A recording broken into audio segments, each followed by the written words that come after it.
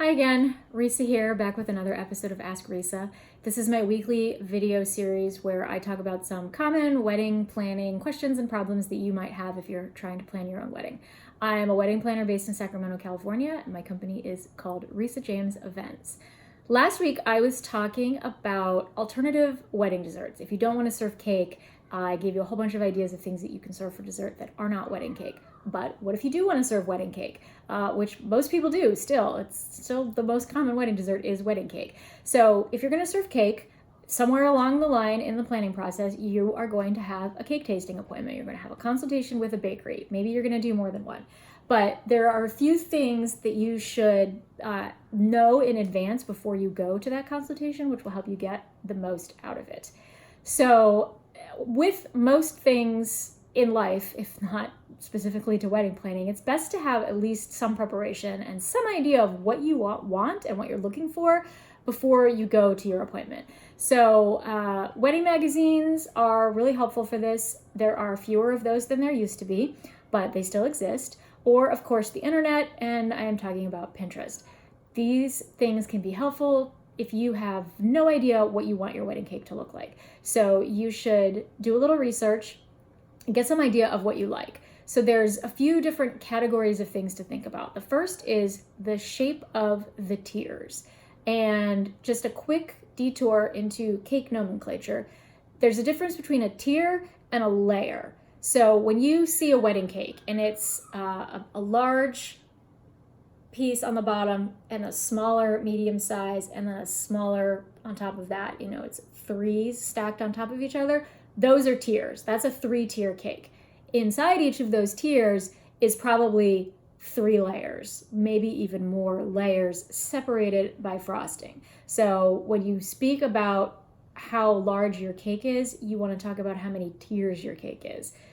That's just a quick little tip for that. So then you have to figure out what shape do you want those tiers to be.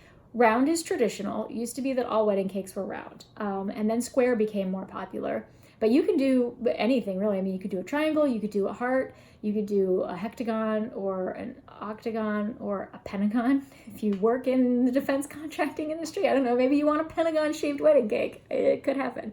So just think about the shape of the cake you want. Then the frosting choices. There's basically 2 main categories of frosting. There's buttercream and there's fondant. And buttercream is exactly what it sounds like. It is primarily made of butter. It's very light and fluffy and airy, and it is temperature sensitive. So it can melt if it's in the sun or if it's really hot outside. So if you're having an outdoor summer wedding, maybe you don't want to do buttercream. You definitely want to talk to your bakery about that. It's like I said, it's light and airy. So fondant is a little denser because fondant is actually icing that's been rolled out into a sheet with like a rolling pin or a rolling device. So it's often also called rolled fondant. And the bakery takes the layers of fondant and lays them over the tier and then sort of molds them into shape. And you get a super smooth surface with fondant. It's a really good surface for attaching gum paste flowers, which I'm going to talk about next. The biggest downside to fondant, it looks amazing, it looks great, but the biggest downside is it can be hard to cut into. Some bakeries can make a super thin fondant, so you still get the look and the advantages of fondant, but you're not like hacking away at your cake and trying to saw into it during your cake cutting ceremony, because it's definitely harder to cut into than buttercream. Buttercream is just really soft and the knife goes right through it. Fondant's not quite like that. So with the decoration on your cake, you also should think about whether you want fresh flowers or gum paste flowers. So fresh flowers, obviously, those are real flowers. There are certain ones that you can't put on a cake because they are toxic, and your florist and your bakery can work together to figure out which flowers will go best with your decor and also won't poison your guests, which nobody wants. Gum paste flowers are actually made out of frosting and icing, and they work better for a fondant cake, because what happens is the bakery makes the little frosting flour, the gum paste flour, and then they put a dab of icing on it and they stick it on the cake, and that dab of icing works as like a glue to hold the gum paste flour on, which you can't do with a buttercream cake. You can sort of shove things into the buttercream. Fresh flowers work better on buttercream because you can like push them into the frosting, into the icing, and they'll stay there. But gum paste works better with fondant because you can glue them on. Gum paste flowers are more expensive though, because there's a lot of time and skill involved in making those little flowers. So that's just something to keep in mind. If you want a gum paste look, it will cost you extra. And then you also should try to get an idea of the color scheme that you're looking for. So if your wedding colors are black and white, maybe you want to do an all white cake and maybe just have a few fresh flowers on it. If your wedding colors are purple and yellow, maybe you want to have a purple cake with a yellow cake topper or flowers or something like that.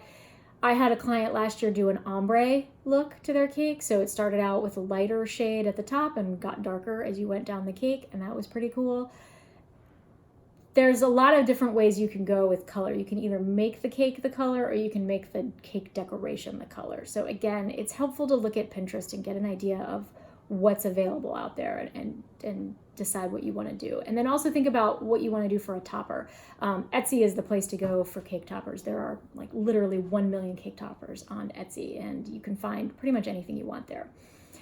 So once you have that background information established and you have a rough idea of what you want, then it's time to actually go to the bakery and do the tasting. And you should bring the photos with you. Like whatever your inspiration is, you should bring that with you to the tasting. The bakery will ask you to select a certain number of flavors, 4 or 5, probably 6 at the outside, that you want to try, both batter flavors and frosting flavors, so that you can narrow that down and figure out exactly what you want. The bakery probably has 50 or more flavors available. You can't possibly make a decision with that many choices. First of all, you'd get a pretty bad stomachache if you tried to taste 50 different flavors of cake. So that's one good reason to limit it. But also you'll be overwhelmed. So when the bakery limits your options, don't feel like they're trying to shortchange you. They're actually trying to help you because you won't be able to make a decision otherwise. And you can mix and match the different frostings with different cake batters and see if you like a certain combination best. Generally, I recommend doing each tier as a different flavor. So you can maximize the type of cake you're serving, but keep it reasonable. You can technically make each layer in the tier a different flavor, but that gets a little overwhelming from a flavor standpoint. So it's best to just have one flavor per tier. But if you have a 3-tier cake, you can do 3 different combinations of batter and frosting and mix it up a little bit. So that's something to think about. Also, think about allergies. If you or a lot of your guests have a gluten or an egg or a dairy allergy, those are the 3 big ones when it comes to cakes. But there are really good vegan cakes out there. You can definitely get a good wedding cake that doesn't have any of those things in it. It's just something you have to talk about with your bakery and think about in advance. And then another thing to think about is the top tier. It's traditional to save the top tier of the cake, put it in the freezer, and eat it on your first wedding anniversary. I don't recommend that because cake is not designed to be frozen and stored for a year. It's not going to taste good. Let's be honest. No matter how good it was at your wedding, it is not going to taste good on your first anniversary. So I recommend not saving that top tier. If you do save the top tier, it will affect how many actual servings of cake you get, because if you're removing one of those tiers, you're not going to get quite as many servings of cake as your baker said you would. So that's something to think about. And the bakery will tell you how many tiers you need. Like if you have 150 guests coming, they can do that math for you and tell you how large of a cake you need to serve that many people.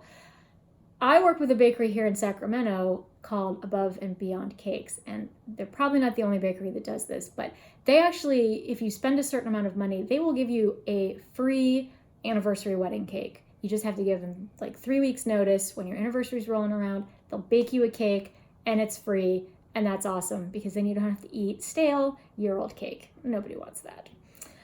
And then my last tip has to do with cost savings. So if you're on a tight budget for cake, which cake can be expensive because of the decorating labor that's involved, what you can do is order a small, nice cake, the fancy decorated cake, and then have sheet cakes in the back in the kitchen that the catering staff can cut up, because the sheet cakes, same flavor batter, same flavor frosting, they're just not decorated. They're just like the cake that, you know, your mom probably made for your 5th birthday party or whatever. And it's easy for the catering staff to slice and serve those. It's much cheaper for the bakery to make them. So that is one way you can save a lot of money. You still have your nice cake, but you're not buying an elaborate $600 4-tier highly decorated wedding cake. So hopefully those tips will help you prepare for your cake tasting. But if you have any questions about cake tasting or anything else, feel free to comment below. And if you find this video helpful, I would love it if you gave it a thumbs up. There are other videos in this series, so they are all grouped together on a playlist on my YouTube channel, which you can find under Risa James Events. And I will be back next week to talk to you about some more wedding planning stuff. Bye for now.